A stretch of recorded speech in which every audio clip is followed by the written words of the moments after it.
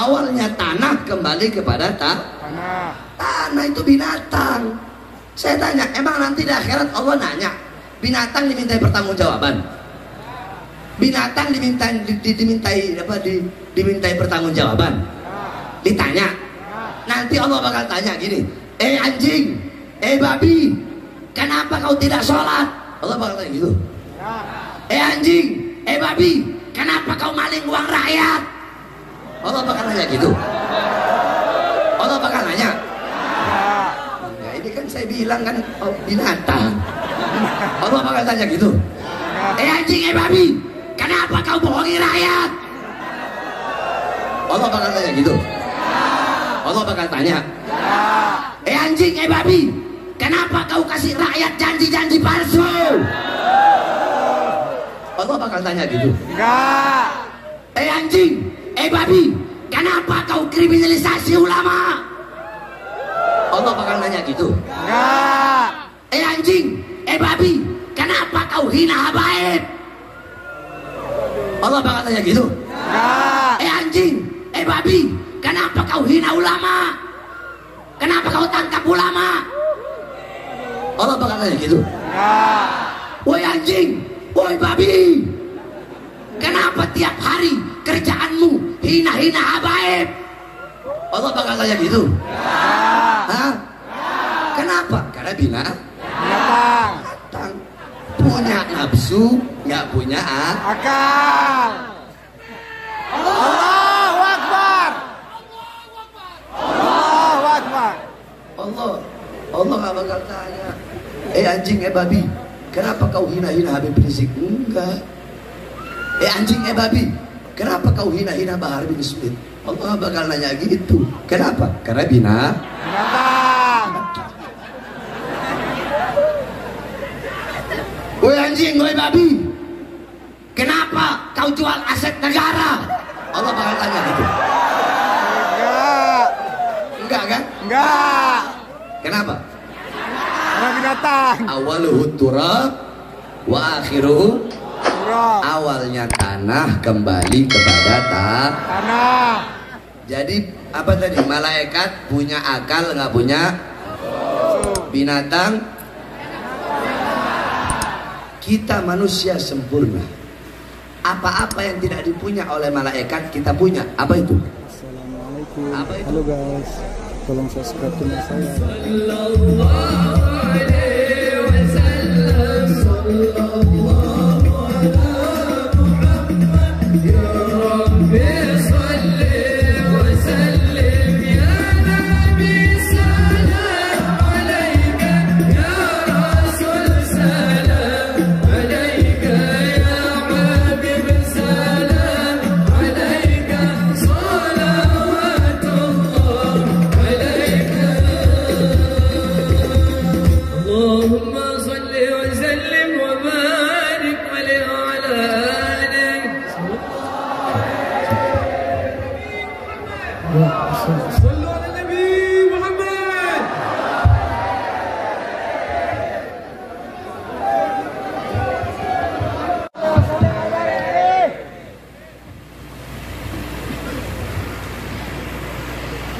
Assalamualaikum warahmatullahi wabarakatuh.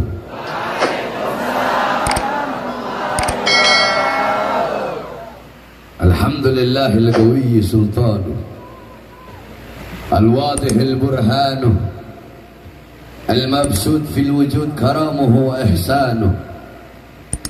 Allahumma salli wa sallim وبارك وكرم وعظم على نور الأنوار وسر الأسرار وترياك الأغيار ومفتاح باب اليسر سيدنا ومولانا محمد المختار. سيدنا ومولانا محمد المختار وآله الأطهار وأصحابه الأخيار عدد نعم الله وإفضاله. أما بعد. Yang saya cinta, yang saya muliakan, para alim ulama, para habaib, para kiai, para tengku, para asatid, para pemimpin-pemimpin dayah, pimpinan-pimpinan majelis taklim, para tokoh masyarakat, tokoh adat, beserta para aparat pemerintah, wabil khusus keluarga besar daripada Al-Habib Ahmad Al-Attas yang saya cintai, akhuya Al-Habib Haikal bin Ahmad Al-Attas, beserta keluarga besar yang kita hauli pada malam hari ini, yaitu keluarga besar Habib Muhammad bin Abdurrahman Al-Kaf. Khususnya yang saya cintai, yang saya muliakan, segenap saudara-saudara, bapak-bapak, ibu-ibu, khususnya para pemuda-pemudi Aceh, khususnya yang berada di kota Langsa, yang saya cintai dan yang saya muliakan. Alhamdulillah, segala puji dan syukur kehadirat Allah Subhanahu wa ta'ala. Dialah Allah yang maha besar. Yang besar selain Allah kecil. Dialah Allah yang maha kaya. Yang kaya selain Allah miskin. Dialah Allah yang maha perkasa, yang maha kuat, yang perkasa, yang kuat. Selain Allah lemah. Dialah Allah, raja di atas para raja. Yang raja selain Allah hamba sahaya. Dialah Allah yang maha berilmu. Yang berilmu selain Allah adalah pencari ilmu. Dialah Allah yang maha tahu. Yang tahu selain Allah adalah pencari pengetahuan. Dialah Allah yang maha melihat. Yang melihat selain Allah buta terhadap bentuk-bentuk, wujud-wujud yang tidak tampak dan yang tersembunyi. Dialah Allah yang maha mendengar. Yang mendengar selain Allah tuli terhadap suara-suara yang jauh dan suara-suara yang dekat akan menulikannya. Dialah Allah yang maha hidup. Yang hidup selain Allah pasti akan mati. Yang ada selain Allah pasti akan tiada. Yang wujud selain Allah pasti akan binasa. Sedangkan hidupnya Allah, adanya Allah, wujudnya Allah selama-lamanya kekal abadi, tidak akan pernah musnah dan tidak akan pernah binasa.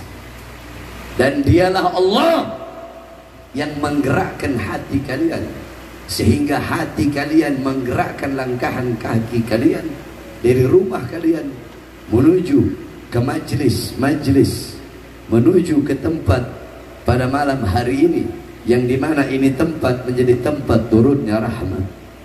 Amin. Menjadi tempat turunnya maghfirah. Amin. Tempat turunnya hidayat. Amin. Tempat turunnya pengampunan. Amin. Tempat turunnya kasih sayang. Hamba-hamba yang duduk di sini menjadi hamba-hamba yang mulia. Amin. Dimuliakan oleh yang maha mulia. Amin. Yaitu Allah Subhanahu wa ta'ala. Saudara-saudara, tidak ada suatu perkara apapun selain perkara tersebut didahulukan dengan memuji Allah Subhanahu wa ta'ala. Maka saya mulai ceramah saya dengan memuji Allah Subhanahu wa ta'ala, karena kepadanya lah segala tempat pujian-pujian kembali kepadanya. Hadirin sekalian yang dimuliakan oleh Allah, pada malam hari ini saya akan membahas 3 hal. Pertama, saya akan bahas Isra Mi'raj. Lebih bulan Rajab udah lewat ya. Karena banyak ustadz, kiai, dai, penceramah salah dalam memberikan pemahaman tentang Isra Mi'raj. Sedikit saya bahas. Kedua, saya akan membahas tentang haul. Ketiga, saya akan membahas tentang bulan Ramadan. Hadirin sekalian yang dimuliakan oleh Allah Subhanahu wa ta'ala, Isra Mi'raj adalah satu kejadian yang luar biasa, satu peristiwa yang agung, Satu kejadian yang suci, yang luhur, yang mulia. Perjumpaan seorang hamba dengan Tuhannya. Perjumpaan kekasih dengan kekasihnya. Perjumpaan pecinta dengan yang dicinta. Perjumpaan perindu dengan yang dirindu. Yaitu perjumpaan Allah dengan baginda Nabi besar Muhammad.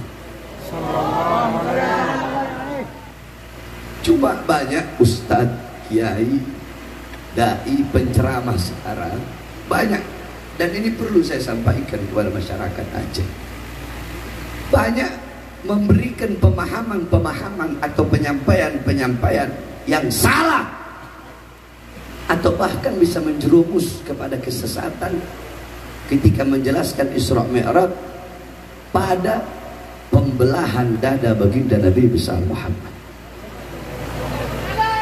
Kenapa bisa seperti itu? Karena mereka nggak pakai dalil, karena mereka tidak ada marojik, tidak ada referensinya. Saudara-saudara, ulama-ulama terdahulu itu, ulama-ulama salaf, banyak sekali dari beliau-beliau yang mengarang kitab-kitab yang menjelaskan tentang Isra Mi'raj. Ada kitab As-Siraj Al-Wahhaj fi Haqaiqil Mi'raj karangan Al-Imam Abul Ishaq Muhammad ibn Ibrahim An-Nu'mani Asy-Syafi'i. Beliau murid daripada Al-Imam Ibnu Hajar Al-Asqalani. Kemudian ada kitab Al-Mi'raj karangan Al-Imam Abdul Karim Al-Qushairi. Kemudian ada kitab Ar-Risalah fil Mi'raj karangan Al-Imam Abul Hasan Ali bin Muhammad Al-Lakhmi. Kemudian ada kitab Al-Ayah Az-Zahimah Al-Bahirah fil Mi'raj Sayyidu Ahli Dunya wal Akhirah karangan Al-Imam Al-Hafidh Samsuddin Muhammad ibn Yusuf Asy-Syami Ad-Dimashqi. Satu lagi kitab beliau Al-Ayatul Bayyinat fil Mi'raj Sayyidu Ahli al-Ardi was Samawat. Kemudian ada kitab An-Nurul Wahhaj fi Qissah Isra wal Mi'raj karangan daripada Al-Imam Ali Zainal Abidin bin Muhammad Al-Barzanzi, kakek daripada pengarang Maulid Barzanzi. Disyarahkan oleh cucunya, diberi nama kitab Tajul Ibtihaj ala Nuril Wahhaj, dikarang oleh Imam Ja'far bin Ismail Al-Barzanzi. Kemudian ada kitab Qissatul Mi'raj karangan Imam As-Said Usman Syata ibn Muhammad Syata. Kemudian ada lagi kitab Afdalul Manhaj fi Isbat Isra wal Mi'raj karangan daripada Al-Imam Asy-Syaikh Abdullah Mustafa Al-Maraghi. Kemudian ada kitab Tawus Siraj fi Fadli Rajab wa Qissah Al-Mi'raj karangan Al-Imam As-Said Muhammad Amin Al-Kurdi. Kalau daerah Banten, daerah Jawa Barat, itu biasanya kalau bulan Rajab, kiai-kiai salaf, santri-santri salaf pasti ngaji pasaran. Kalau udah masuk bulan Rajab, menghatamkan itu kitab tadi, Tawus Siraj fi Fadli Rajab wa Qissah Al-Mi'raj. Kemudian ada kitab Minhajus Syami, Mukhtasar Mi'rajus Syami karangan Syekh Yusuf bin Ismail An-Nabhani. Kemudian ada lagi kitab Qissatul Mi'raj karangan Imam Najmuddin Al-Ghaiti, dihasyiahkan, namanya Hasyiah Ad-Dardir karangan Imam Ahmad Abil Barkat Ad-Dardir. Kemudian ada kitab Al-Mi'raj An-Nabawiyah karangan Syekh Hasan Asyati. Kemudian ada kitab Mu'jizatul Kubra li Sayyidil Anbiya karangan Imam Syekh Nafi Al-Jauhari. Kemudian ada kitab Yawaqid Taj Al-Wahhaj fil Isra wal Mi'raj karangan Imam Ahmad bin Muhammad Ar-Rahwani At-Tatwani.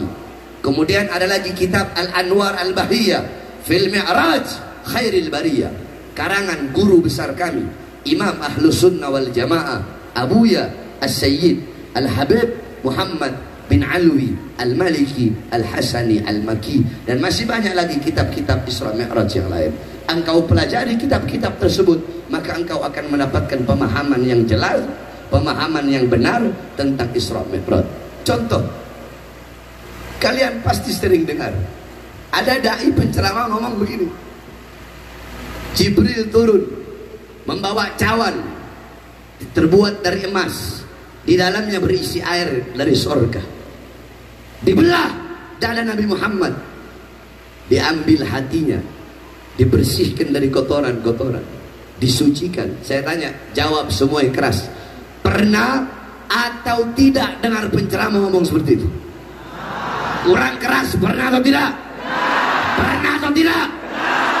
Kalau ada ustaz atau kiai atau habib atau dai atau penceramah atau guru siapapun ngomong seperti itu ustaz, itu kiai, itu habib, itu ulama, goblok.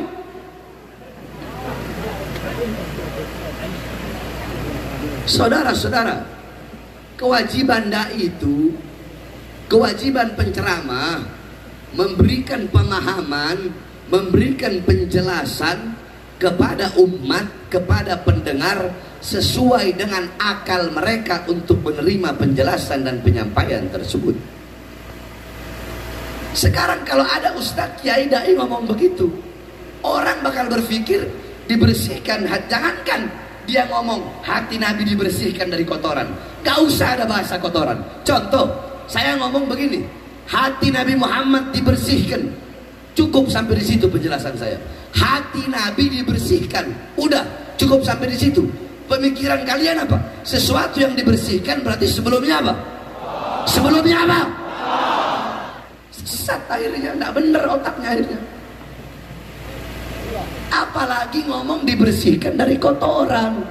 Saudara-saudara, kalian buka kitab Asy-Syifa karangan Imam Qotiyah. Darah Nabi, nggak usah ngomong hati Nabi kejauhan. Darahnya Nabi suci, air kencingnya Nabi suci, kotorannya Nabi suci, nanahnya Nabi suci. Apalagi hati baginda Nabi besar. Makanya orang sekarang ini banyak ustadz, kiai, kalau saya bilang kiai supermi, digodok 5 menit jadi.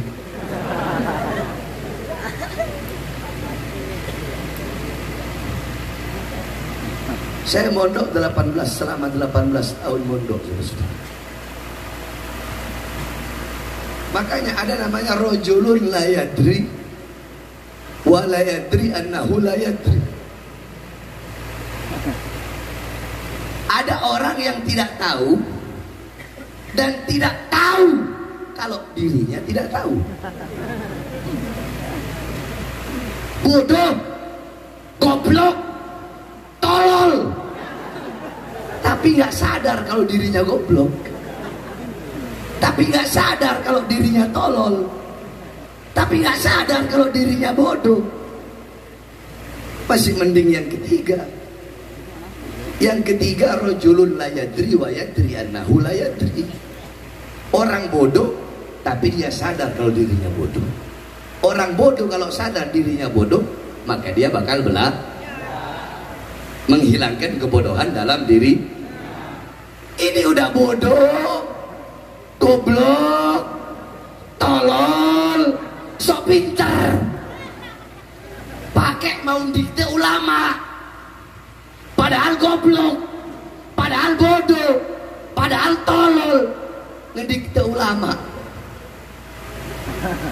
Banyak gak ya begitu? Banyak gak? Banyak gak? Kalau bodoh udah bodoh aja, kalau goblok goblok aja. Jangan sok-sokan mau mendikte para ulama, jangan sok-sokan mau mendikte para habaib, jangan sok-sokan mau mendikte para tengku-tengku yang berjuang di jalan Allah Subhanahu wa taala. Kalau engkau tidak mau berjuang, kalau kalian tidak mau berjuang, tidak mau juga mendoakan, cukup diam. Makanya kan Rasulullah bilang, kun aliman, kun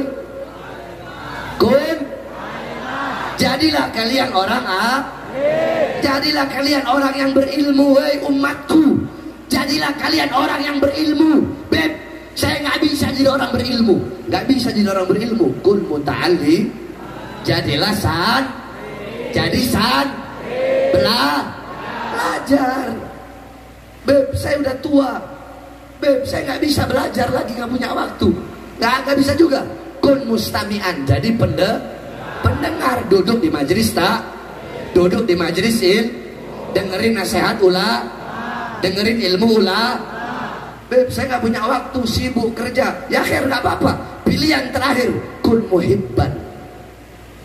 Jadilah pecinta ulah, pecinta haba, pecinta kia. Jangan udah alim enggak, ulama bukan, santri bukan, pendengar ilmu bukan. Iya, pendengar ilmu bukan, pecinta bukan, bangsat iya, goblok iya, bodoh iya, malah jadi pembenci para ulama. Ini namanya al-anun nas. Kalau kata Rasulullah, manusia yang paling laknat, manusia yang paling bejat, manusia yang paling biadab. Yang ngomong bukan Bahar bin Zubair, yang ngomong Rasulullah Sallallahu Alaihi Wasallam. Makanya saya tanya, semua yang di sini cinta ulama? Ya. Benar? Ya. Cinta habaib? Ya. Cinta habaib? Ya. Coba saya mau tanya, orang Aceh cinta ulama enggak? Ya. Orang Aceh cinta ulama enggak? Ya. Orang Aceh cinta ulama enggak? Ya. Orang Aceh cinta habaib enggak? Ya. Kalau ada orang Aceh yang nggak cinta ulama, nggak cinta habaib, itu orang Aceh apa bukan? Bukan. Orang Aceh apa bukan? Bukan. Orang mana? Orang hutan? Orang hutan. Orang mana? Yang saya tahu ya, yang saya tahu di Indonesia ini suku yang sangat cinta sama ulama sama habaib itu 3 yang saya tahu.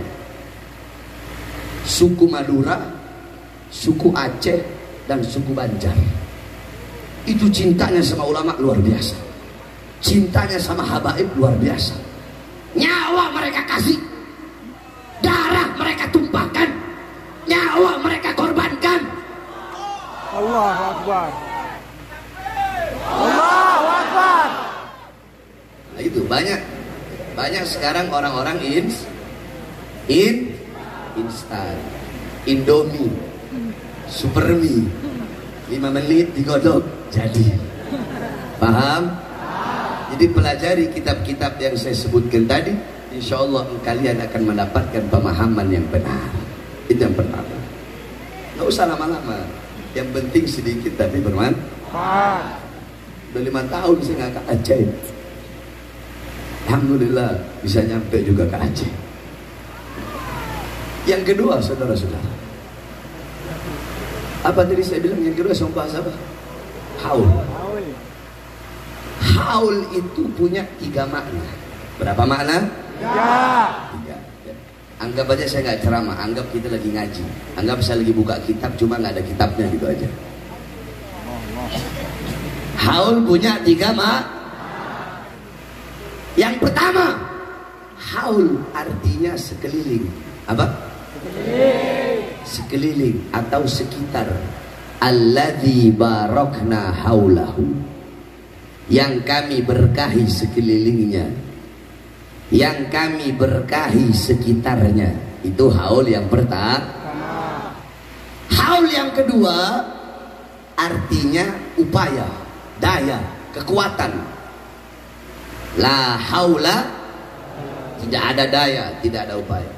Haul yang ketiga artinya 1 tahun. Jadi setiap perputaran waktu 1 tahun itu namanya haul. Itu namanya haul. Nah, haul itu pun dibagi 2. Ada haul para aulia, ada haul orang-orang soleh, dan ada haul anak yang membuat haul kedua orang tuanya. Ini nggak sama ya, nggak sama. Nggak bisa kita samakan.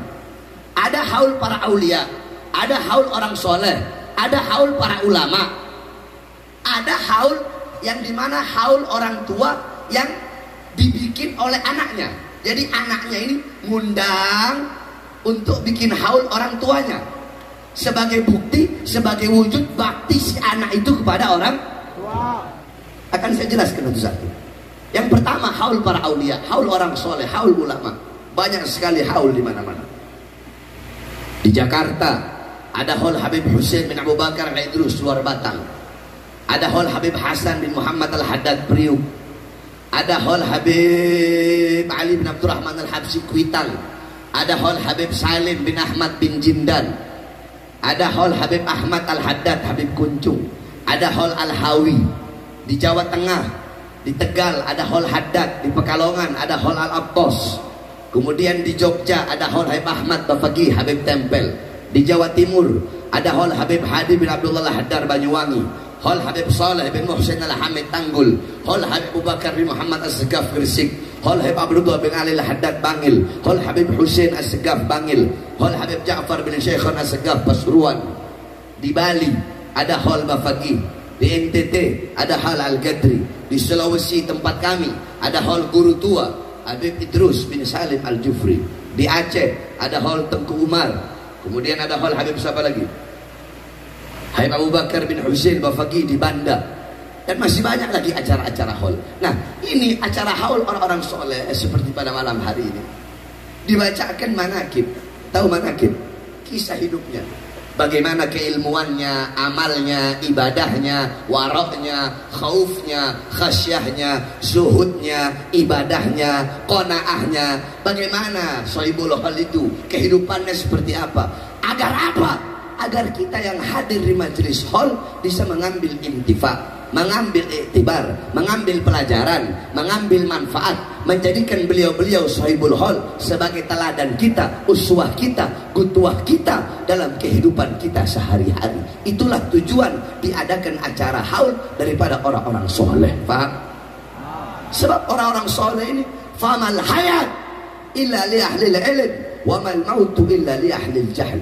Tidak ada kehidupan kecuali kehidupan hanya miliknya orang-orang yang berilmu, dan tidak ada kematian kecuali kematian hanya miliknya orang-orang yang bodoh. Al jahlu qabla mauti mautun li ahli fa ajsaduhum qabla al kuburi kuburu. Orang-orang yang bodoh sebelum kematian datang sesungguhnya mereka telah mati. Sebelum jasad mereka dikubur sesungguhnya jasad mereka telah terkubur. Maksudnya apa, Beb? Orang alim itu hidupnya abadi. Al-alim hayatuhu abada. Orang berilmu itu hidupnya abadi. Maksudnya apa? Bukan berarti mereka nggak mati, bukan berarti mereka nggak meninggal. Mereka wafat, mereka mati, mereka meninggal dunia, jasad mereka terkubur, nama mereka terpampang di batu nisan. Akan tetapi ilmu-ilmu mereka, nasihat-nasihat mereka selalu hidup sepanjang zaman selama-lamanya. Satu contoh, pahlawan Aceh Teku Umar, Cut Nyak-Dien dan lain-lainnya. Beliau-beliau wafat ratusan tahun yang lalu kan? Betul? Betul? Habib Abu Bakar Bafaqih wafat ratusan tahun yang lalu kan? Iya kan? Tapi beliau-beliau selalu dikenang terus, seakan-akan beliau-beliau itu masih hidup walaupun telah wafat. Paham? Itu maksudnya hidupnya abadi selama-lamanya. Kenapa? Karena mereka meninggalkan ilmu, meninggalkan nasihat. Kalau para pahlawan meninggalkan perjuangan, kalau para ulama meninggalkan ilmu, meninggalkan nasihat, yakni ayanuhum mafkudah wa amsaluhum fil qulub mawjudah. Jasad mereka hancur, jasad mereka lebur, tetapi mereka hidup di hati-hati para pecintanya. Saudara-saudara, demi Allah, tidak ada satu hari, dalam satu hari, tidak ada, nggak usahlah ngomong Indonesia, Aceh aja, tidak ada satu hari, tidak ada waktu berlalu satu hari di Aceh tanpa ada orang yang menyebut nama Habib Abdullah bin Ali Al-Haddad. Contoh Habib Haikal, tiap maghrib baca Ratib Haddad. Padahal beliau Habib Abdullah bin Al-Haddad sudah wafat ribuan tahun yang lalu. Di Aceh tidak ada satu hari orang yang dalam satu hari yang tidak pernah menyebut nama Syekh Abdul Qadir Jailani. Ya kan? Padahal beliau telah wafat ribuan tahun yang lalu. Tapi coba kalau para artis, mereka bagaikan debu, bagaikan abu. Banyak, habis itu hilang. Makanya ibunda Rasulullah SAW, Sayyidatuna Aminah binti Wahab, ketika beliau berada di Abu Qub, Al-Abqa al-Qarya bainal Makkah wal Madinah. Ketika beliau berada di desa Abqa, Abqa itu desa di antara Makkah dan Madinah. Sebelum beliau wafat, beliau berpesan kepada Ummu Aiman. Apa kata beliau? Beliau bersyair, kullu hayyin mayyit wa kullu jadidin bal wa kullu kibarin yafna, ana mayyitatun fa dhikri bak faqad taraktu khaira wa waladtu tuhra. Kata beliau, segala yang hidup pasti akan mati. Sebagaimana dalam Allah berfirman, kullu nafsin dha'iqatun, kullu man 'alaiha fan, kullu syai'in khaliqun illa wajh. Semua yang bernyawa berjiwa pasti akan mati. Yang ada di atas bumi pasti hancur, pasti binasa. Segala sesuatu wujud bentuk apapun akan musnah kecuali Allah. Kullu hayyin mayyit wa kullu jadidin bal.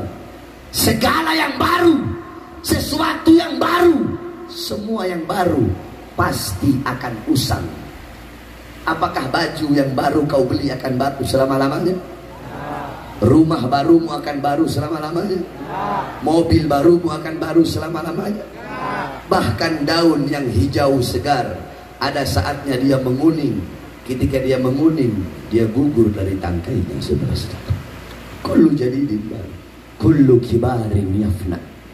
Semua orang tua pasti mati, kata beliau. Semua orang tua pasti binasa. Fadzikri bak. Tetapi walaupun aku sebagai orang tua, nantinya aku mati, nantinya aku meninggal, mengenang aku, mengingat aku akan abadi, kata beliau. Kenapa? Faqad taraktu khaira, karena aku meninggalkan kebaikan. Wa waladtu tuhra, dan aku melahirkan anak yang suci. Apa kebaikan yang ditinggalkan oleh beliau? Baginda Nabi besar Muhammad. Siapa anak suci yang ditinggalkan oleh beliau? Baginda Nabi besar Muhammad. Apakah bisa kalian mengingat Nabi tanpa mengingat ibunda Nabi? Bisa nggak? Apakah bisa kalian mengenang Nabi tanpa mengenang ibunda Nabi? Karena Nabi Muhammad kebaikan yang ditinggalkan oleh ibunya. Nah, begitupun para ulama, para aulia yang telah wafat. Walaupun beliau-beliau telah wafat, beliau-beliau dikenang selama-lamanya.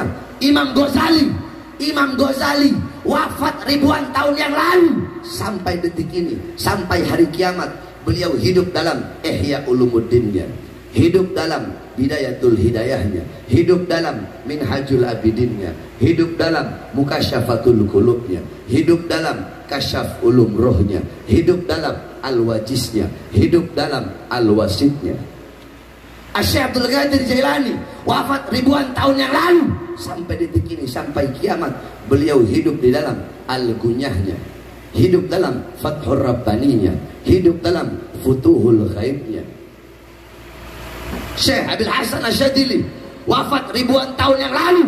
Sampai detik ini, sampai hari kiamat, beliau hidup di dalam Mafakhirul Aliyahnya, hidup dalam Sirrul Jalil fi Khawasi Hasbunallah wa Ni'mal Wakilnya, hidup dalam Hizib Bahar, Hizib Nasornya.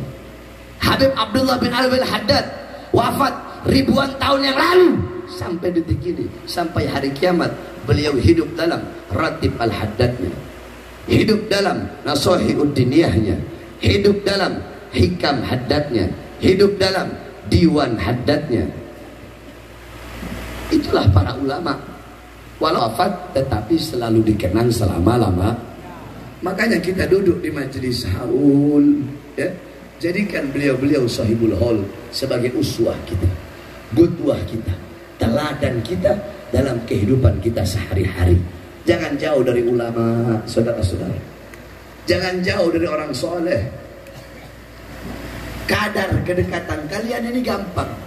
Kalau kalian pengen lihat sedekat apa atau sejauh apa nanti di akhirat kalian dengan Nabi Muhammad, gampang. Sedekat apa di dunia kalian dengan ulama, dengan majelis ilmu, dengan majelis taklim, yang dimana majelis ilmu, majelis ta'lim, majelis zikir itu adalah warisan Nabi Muhammad. Nabi Muhammad tidak mewariskan harkat, dinar, dirham, rupiah, jabatan, tahta, kekuasaan. Bukan itu warisan Nabi. Warisan Nabi majelis ilmu, majelis ta'lim, majelis zikir. Para ulama, para kiai, para ustadz, para pemimpin-pemimpin daya, beliau-beliau pewaris keilmuan Nabi, penerus perjuangan Nabi, penyambung lidah Nabi. Maka kadar kedekatanmu dengan Nabi di akhirat menurut kadar kedekatanmu dengan beliau-beliau para ulama dan dengan majelis-majelis seperti ini. Gampang kalau pengen tahu. Jadi kalau di dunia kalian dekat dengan ulama, dekat dengan para ustadz, dekat dengan para kiai, dekat dengan para habaib, dekat dengan majelis ilmu, dekat dengan majelis taklim, dipastikan di akhirat akan dekat dengan baginda Nabi besar Muhammad. Tapi kalau di dunia jauh dari ulama, jauh dari habaib, jauh dari kiai, jauh dari majelis taklim, jauh dari majelis ilmu, maka dipastikan di akhirat kalian pun akan jauh dari baginda Nabi besar Muhammad sallallahu alaihi wasallam. Maka saya wasiatkan sekali lagi, jangan jauh dari ulama, jangan jauh dari para kiai. Sini banyak para tengku-tengku, para pemimpin-pemimpin daya, tengku muslim, saudara saya banyak. Ada Habib Haikal, apalagi para habaib. Ingat, awas, awas, hati-hati, awas, hati-hati. Para habaib adalah anak cucu Rasulullah. Awas. Galar Rasul sallallahu alaihi wasallam, man abghadana ahlal bait hasyarahullah yaumal qiyamah yahudiyya. Kila in sama wa shalla, qala in sama wa shalla. Kata Rasulullah apa? Yang ngomong bukan Bahar bin Smith, yang ngomong Rasulullah. Apa kata beliau? Barang siapa yang membenci keluargaku, membenci anak cucuku, kelak di akhirat Allah kumpulkan dia menjadi kelompok orang-orang Yahudi. Ada yang bertanya, ya Rasulullah, walaupun dia sholat, walaupun dia puasa, kata Rasulullah, walaupun dia sholat, walaupun dia puasa, kalian mau sholat, mau sujud sampai dahi kalian hancur, mau puasa sampai badan kalian kurus tinggal tulang, mau haji 9.000 kali, mau sodako sampai harta kalian habis. Tapi kalau kalian benci kepada para habaib, benci kepada anak cucu Rasulullah, di akhirat Allah kumpulkan menjadi orang-orang Yahudi. Itu janji Rasulullah SAW. Hum itrati khuliku min tinati fawailul lil mukadzibina bifadlihim man ahabbahum. Tahu hadisnya? Man ahabbahum ahabbahullah, man abghadahum abghadahullah. Mereka keluargaku, anak cucuku, mereka diciptakan dari tanahku. Barang siapa yang mencintai mereka, Allah cinta kepadanya. Barang siapa yang membenci mereka, Allah benci kepadanya. Rasulullah sudah bilang, ahli baitika safinatin nuh, keluargaku, anak cucuku itu bagaikan perahunya Nabi Nuh. Saudara-saudara, saya tanya, di zaman Nabi Nuh, yang selain naik perahu Nabi Nuh selamat tidak? Selamat tidak? Selamat tidak? Bahkan Kan'an, anaknya sendiri nggak selamat karena tidak naik perahu Nabi Nuh. Nah, perahu Nabi Nuh di zaman sekarang diibaratkan adalah para keluarga dan anak cucu Rasulullah. Di zaman banjirnya apa? Banjirnya apa di zaman sekarang? Kalau di zaman Nabi Nuh banjir, di zaman sekarang fitnah, kerusakan, narkoba, mabuk, pelacuran di mana-mana, maksiat di mana-mana. Kau pengen selamat, ikut para habaib dan ikuti para kiai, para ustadz, para pimpinan-pimpinan daya yang mengikuti para habaib. Saya sampaikan lagi, di sini banyak para tengku, para pemimpin-pemimpin daya, pemimpin-pemimpin daya tengku, atau para ustadz kiai, atau di Jawa sana gus-gus, atau kiai manapun, ustadz manapun, kalau mereka tidak ada hubungan hati dengan habaib, nggak bakal selamat dunia akhirat. yang ngomong, bukan saya. Nggak bakal selamat dunia dan akhirat, nggak bakal selamat siapapun. Makanya ikuti para habaib dan ikuti para ustadz, para kiai yang mengikuti para habaib. Kalau pengen selamat, terserah kalian. Kalau kalian pengen selamat dunia akhirat, beruntung dunia akhirat, pengen senang dunia akhirat, ikuti beliau-beliau, insya Allah kita semua selamat dunia akhirat. Amin ya Allah. Yang terakhir saudara-saudara, karena saya perjalanan lumayan tadi, beberapa hari lagi kita akan memasuki bulan Ramadan. Syahrul Siyam, Syahrul Qiyam, Syahrul Quran, Syahrul Istiqamah, Syahrul Ibadah.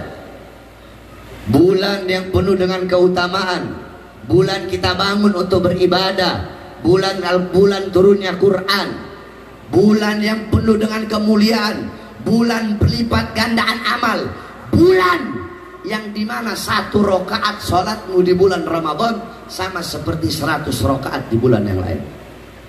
Bulan yang dimana 1 sholat duhurmu, 1 sholat asarmu, 1 sholat maghribmu di bulan Ramadan sama seperti 100 duhur, 100 asar, 100 maghrib di bulan yang lain. Bulan Allah lipat gandakan amal. Bulan yang awaluhu rahmah wa usatuhu maghfirah wa akhiruhu itqan minan nar.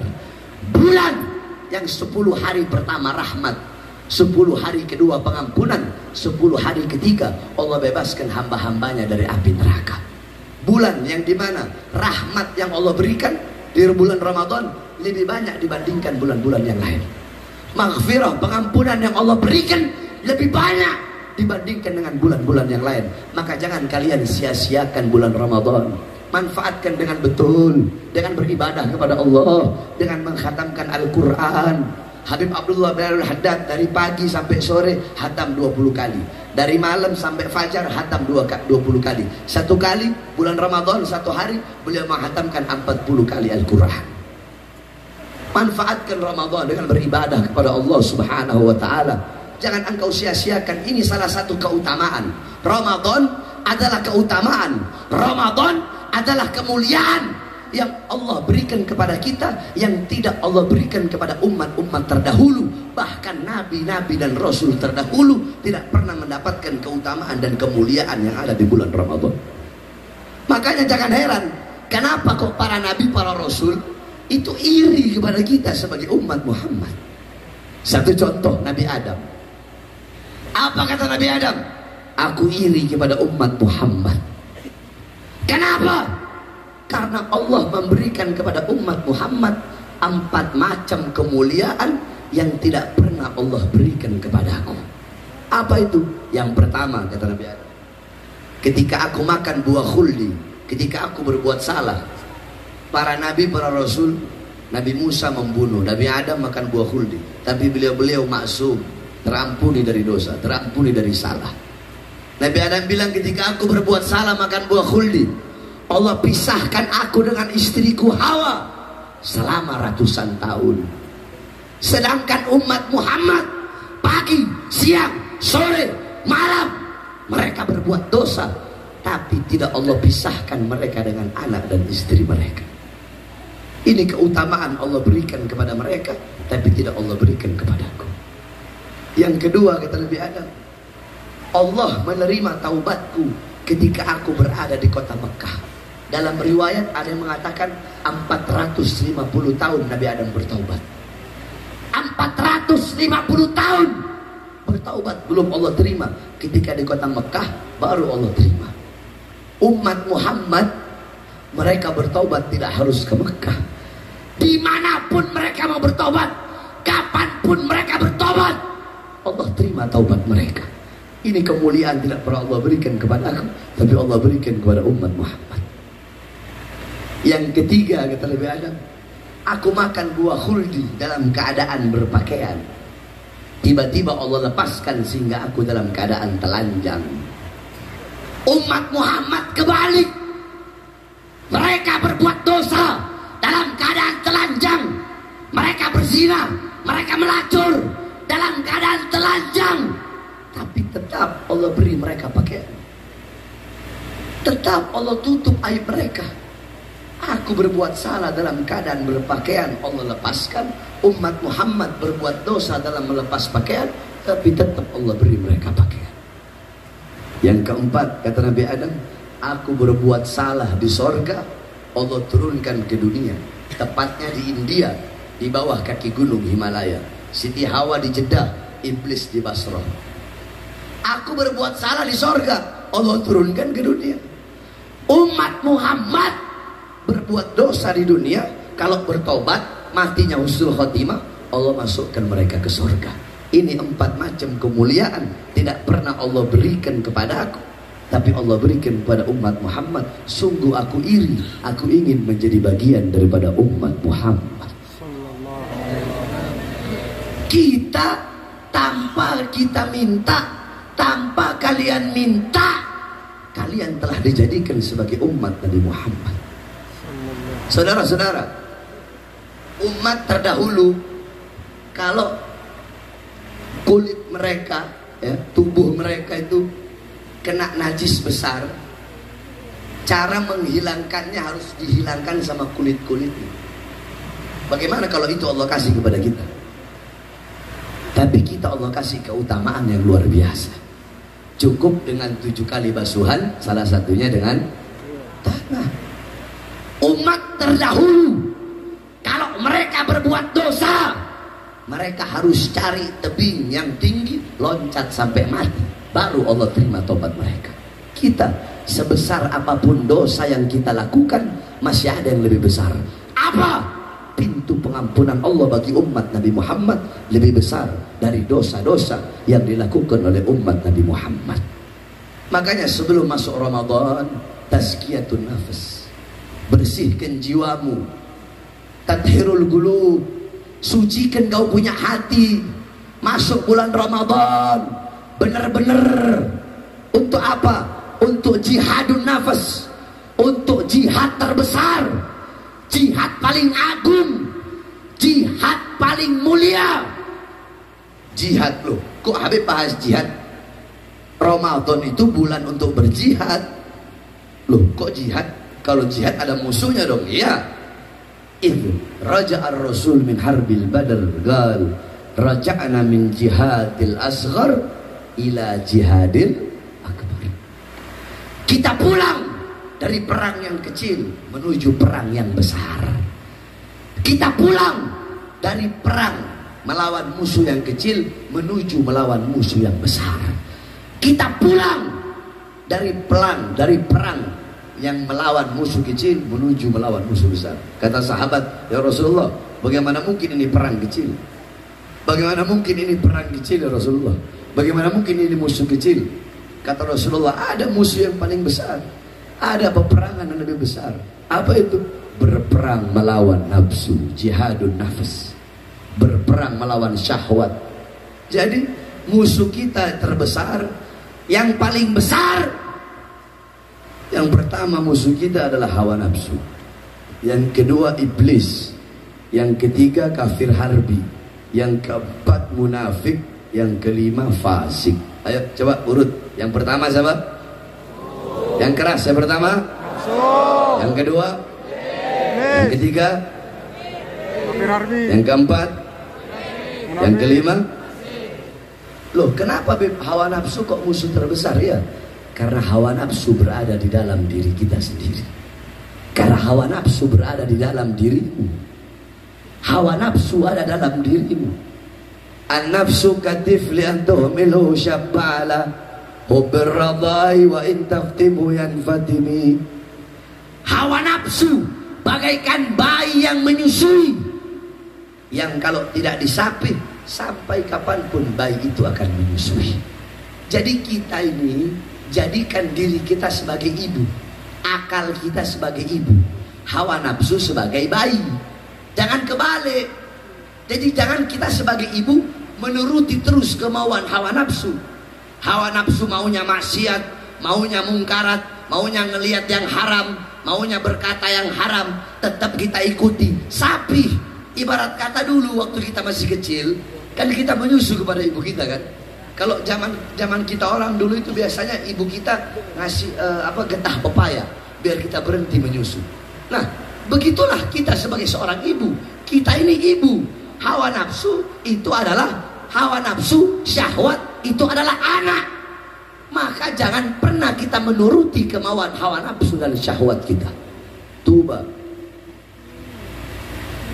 Saudara-saudara, coba yang khusyuk. Ya, kalau mau ngaji, kalau mau taklim, itu yang khusyuk. Kebanyakan orang sekarang kalau lagi ngaji, ada satu orang lihat ke kanan, semua lihat ke kanan. Iya kan? Itu namanya fudul. Apa namanya? Fudul, pengen cari tahu urusan orang. Kalau lagi ngaji yang khusyuk, lihat ke depan, dengerin baik-baik. Mau iblis kayak ada di sini, hatta iblis turun depan kalian, gak usah kalian pedulikan. Dengerin baik-baik. Ini semua lihat ke kanan, di sana rame. Satu lihat, semua lihat ke sana. Paham? Ini ilmu. Paham? Sampai lupa. Sampai mana tuh? Sampai mana tadi? Hah? Tuba. Ayo kita ngaji. Ikuti saya semua. Bismillahirrahmanirrahim. Bismillahirrahmanirrahim. Ayo mana nih masyarakat Aceh kurang keras. Bismillahirrahmanirrahim. Bismillahirrahmanirrahim. Tuba. Tuba. Tuba. Tuba. Liman kana agluhu amira wahawahu asira fawailul liman kana agluhu asira wahawahu amira. Sungguh beruntung, sungguh berbahagia bagi orang-orang yang akalnya menjadi raja dan nafsunya menjadi budak, dan sungguh celaka bagi siapa orang yang akalnya menjadi budak sedangkan nafsunya menjadi raja. Jadi beruntung orang-orang yang akalnya menjadi raja dan nafsunya menjadi budak. Celaka orang-orang yang akalnya menjadi budak dan nafsunya menjadi raja. Saudara-saudara, kita ini manusia Allah ciptakan sempurna. Malaikat itu punya akal tapi tidak punya nafsu. Allah ciptakan akal bagi malaikat tapi tidak Allah ciptakan nafsu. Makanya malaikat selalu taat. Makanya malaikat nggak pernah bermaksiat. Apapun perintah Allah, malaikat pasti melakukan kewajiban-kewajiban. Malaikat tidak pernah melanggar perintah Allah. Kenapa? Karena malaikat punya akal, tidak punya nafsu. Itu satu malaikat. Kedua binatang. Apa? Binatang. Binatang sebaliknya. Kalau malaikat punya akal nggak punya nafsu, berarti kalau binatang punya nafsu nggak punya otak ada dia, akal nggak ada. Makanya jangan heran kalau ada kambing makan rumput tetangga, makanya nggak ada akal, iya kan? Kambing dia makan rumput, mana tahu itu rumput, dia tahunya itu rumput, dia tahu itu rumput hijau makanan dia. Dia nggak tahu itu rumput punya siapa, nggak bodoh amat, nggak ada urusan. Nggak usah heran kalau kucing ngambil nyolong apa, nggak ada namanya binatang, nggak punya akal. Ya, awaluhu turab wa akhiruhu turab. Awalnya tanah kembali kepada tanah itu binatang. Saya tanya, emang nanti di akhirat Allah nanya, binatang dimintai pertanggungjawaban? Binatang dimintai pertanggungjawaban? Ditanya. Nanti Allah bakal tanya gini, anjing, babi, kenapa kau tidak sholat? Allah bakal tanya gitu. Anjing, babi, kenapa kau maling uang rakyat? Allah bakal nanya gitu. Allah bakal nanya. saya bilang kan binatang. Allah bakal tanya gitu. Anjing, babi, kenapa kau bohongi rakyat? Allah bakal tanya gitu. Allah bakal tanya. Anjing, babi, kenapa kau kasih rakyat janji-janji palsu? Allah bakal tanya gitu. Enggak. Anjing, babi, kenapa kau kriminalisasi ulama? Allah bakal nanya gitu. Enggak. Anjing, babi, kenapa kau hina habaib? Allah bakal tanya gitu. Enggak. Anjing, babi, kenapa kau hina ulama? Kenapa kau tangkap ulama? Allah bakal tanya gitu. Enggak. Woi anjing, woi babi, kenapa tiap hari kerjaanmu hina-hina habaib? Allah bakal tanya gitu. Hah? Kenapa? Karena Binatang.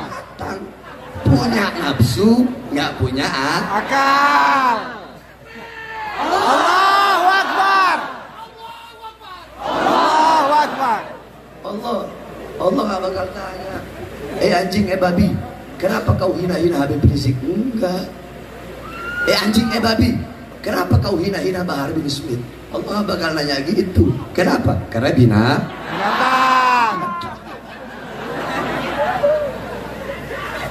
Woi anjing, woi babi, kenapa kau jual aset negara?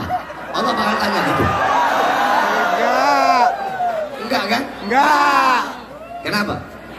Karena binatang. Awaluhu turab wa akhiruhu. Turab. Awalnya tanah kembali kepada Tanah. Jadi apa tadi? Malaikat punya akal nggak punya? Binatang. Kita manusia sempurna. Apa-apa yang tidak dipunya oleh malaikat kita punya. Apa itu? Apa itu? Apa itu? Intinya, barang siapa, ini intinya, perhatikan. Barang siapa yang akalnya menguasai nafsunya, akalnya mengalahkan nafsunya, akalnya merajai nafsunya, akalnya memperbudak nafsunya, kedudukan itu orang lebih tinggi dari malaikat. Malaikat wajar nggak berbuat dosa karena nggak punya. Sebaliknya, barang siapa yang nafsunya menguasai akalnya, nafsunya memperbudak akalnya, nafsunya merajai akalnya, nafsunya menguasai akalnya sehingga dia mendorong untuk berbuat maksiat, berarti kedudukan itu orang lebih rendah daripada Binatang. binatang. Wajar nyolong, nggak punya akal. Kalau manusia, anjing wajar gonggong. Kalau manusia gonggong. Paham? Nah, hawa nafsu bulan kita untuk Ramadan, bulan kita berperang melawan hawa nafsu. Loh kok bisa bibiar? Karena hawa nafsu bisa dikalahkan dengan apa? Dengan lapar. Orang-orang zaman dulu riyadhahnya luar biasa. Riyadhahnya Habib Abdullah bin Abu Bakar al-Idrus, umur 6 tahun. Umur 6 tahun. Kalau kita kan umur 6 tahun mandi di kali. Ya, mandi di kali. Kalau saya anak laut. Anak laut saya. Saya di laut, panah ikan. Ya, masih kecil kita udah ngebom ikan di laut dulu di Sulawesi. Jaring ikan, mandi di laut, lihat ikan hias, ada ikan besar kita panah. Zaman-zaman kita. Nah, kalau beliau-beliau para wali, para ulama, orang soleh, umur 6 tahun puasa selama 4 tahun berturut-turut dan cuma berbuka dengan 4 butir kurma. Berarti 1 tahun buka puasanya cuma 1 butir kurma. Makanya ulama sekarang itu ya nggak salah sih. Perutnya besar-besar. Ya nggak salah, nggak apa-apa. Kenapa Beb? Bukan Habib Haidar. Anda kalau Habib Haidar.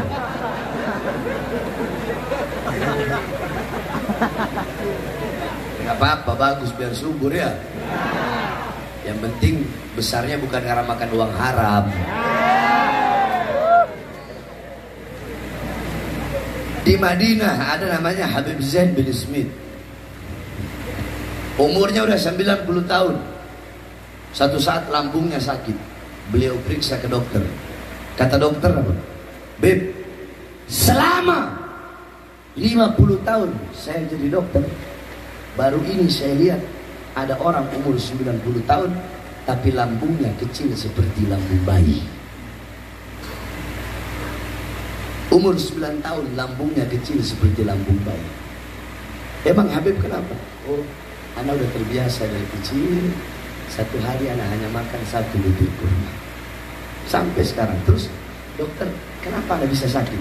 Coba Habib ingat-ingat, tadi Habib ada makan lebih gak? Oh iya, tadi Ana lagi bertamu ke rumah murid Ana, disediain, Ana gak enak tolak, Ana cuma makan sedikit. Nah, karena Habib udah biasa selama puluhan tahun makan 1 biji kurma, terus masuk makanan lebih dari itu, makanya lambung Habib sakit. Jadi nafsu syahwat itu dilawan, cara melawannya dengan lapar. Dengan lapar. Ya cuy, itu orang dulu. Orang dulu laparnya alim, kenyangnya alim. Laparnya ibadah, kenyangnya ibadah. Kita orang sekarang, kita laparnya goblok, kenyang goblok. Betul? Lapar galak, kenyang galak. Itu kita orang sekarang. Jadi bersihkan kau punya hati, lawan kau punya hawa nafsu. Jangan engkau turun. Ramadan bulan melatih kesabaran. Ikuti saya lagi. Anna syahwata. Anna syahwata. Anna syahwata. Anna syahwata. Tusayyirul. Tusayyirul. Muluka. Abida. Wasabra. Yusayyirul. Abida. Muluka. Alam tara. Yusuf. Wa Zulaikha. Hawa nafsu. Syahwat. Bisa menjadikan raja menjadi budak. Sedangkan kesabaran bisa menjadikan budak menjadi raja. Tidak pernahkah engkau melihat, engkau mendengar kisah Yusuf dan Zulaikha? Hawa nafsu bisa bikin raja jadi budak. Zulaikha istri Perdana Menteri. Zahabat malaha wa jamalaha. Hilang kecantikannya, hilang hartanya, hilang kekuasaannya. Kenapa?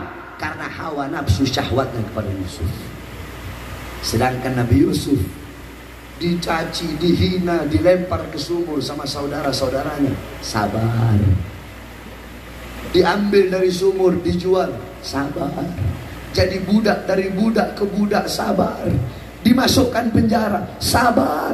Karena kesabaran, yang awalnya budak, beliau menjadi seorang raja. Jadi hawa nafsu bisa bikin raja jadi, kesabaran bisa bikin budak jadi raja. Nah, Ramadan bulan kita berperang melawan hawa nafsu, dan bulan kita melatih kesabaran. Oleh karenanya banyak ini. Makanya sekarang, Beb, kenapa sih Beb, anak setelah lewat Ramadan kok tetap begitu-begitu aja? Yakni enggak ada, yakni tambah ketaatan, tetap aja begitu. Kenapa? Kalau setelah bulan Ramadan kita masih tetap sama, sebelum Ramadan sama sesudah Ramadan sama aja, nggak ada yang berubah. Berarti Ramadan kita nggak diterima oleh Allah, karena ciri